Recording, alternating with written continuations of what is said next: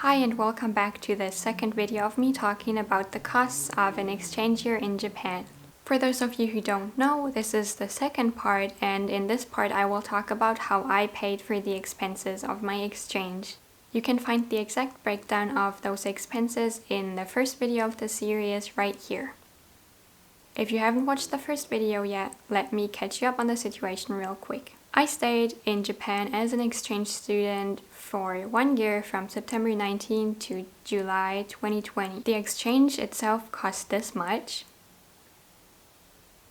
and I'll tell you how I paid for that. I'll convert the numbers to euros, yen, and USD, but they might differ a little bit depending on when you watch the video. Okay then, this video can honestly be pretty much summarized in just one word: scholarships. For my exchange, I received 2 scholarships. One from my home university here in Germany and one from the Japanese government. The scholarship from my home university was split into 2 payments. One for my transportation to Japan and the other for the living expenses. The transportation payment was 875 euros, and if you remember, I got a flight for 800 something euros, so that was my flight already covered by the scholarship. The second payment was for my living expenses. That was 500 euros a month for 4.5 months. So that is from October to mid-January I received 2,250 euros. That is already 2/3 of my first semester tuition paid. The second scholarship by the Japanese government was 80,000 yen for 10 months. Okay, let me get a bit into how to get a scholarship. Obviously, these scholarships won't be handed to you for just doing nothing.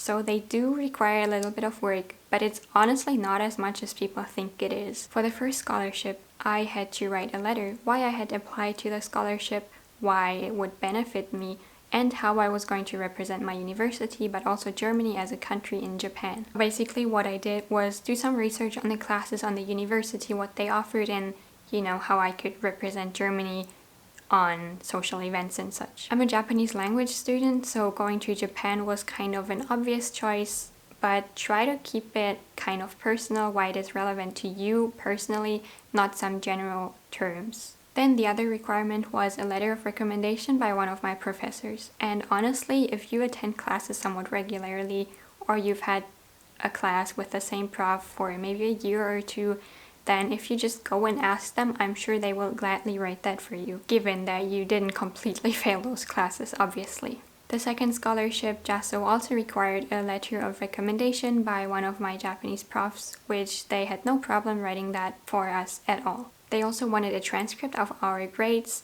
and they wanted us to fill out a questionnaire about some of our characteristics, if we considered ourselves team players, how well we would work under pressure, and if we thought an exchange was going to be a fulfilling, enriching experience. So then we had to fill out that exact same questionnaire after we had gone back to our home country.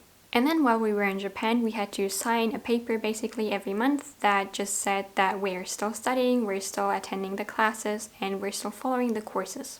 You see, it's really not that hard. The requirements aren't anything crazy. But a lot of my friends didn't apply for JASO because they thought it was too much of a responsibility and too much work, when it really isn't. I know that in Germany, there is this image of receiving a scholarship being pretty much unattainable for any normal student, and that to receive one, you need to have crazy good grades, you need to be volunteering at 10 different places, you need to have all this social credit for you to get one. But that is not necessarily the case.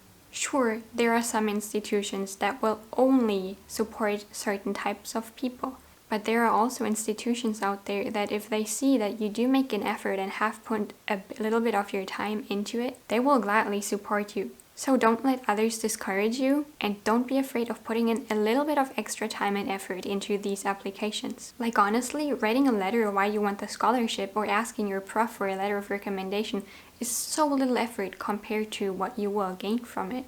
And as you can see, scholarships carried the majority of my expenses. Okay, and that's the scholarship ramble part done. I also worked a little bit while I was in Japan as a German teacher and later in a flower shop. And depending on the school you go to and your native language, they might even help you set up such a tutoring job. But usually as an exchange student, you're not allowed to work more than a certain amount of hours a week, and that's not going to make up for all of your expenses Besides, you probably won't have time if you're a full-time language exchange student. So then obviously I also had some money saved up before I went to Japan because I didn't know if I would receive the JASO scholarship before I went there. Okay, that's all I have to share. If you have any questions, let me know in the comments and I'll see you next time.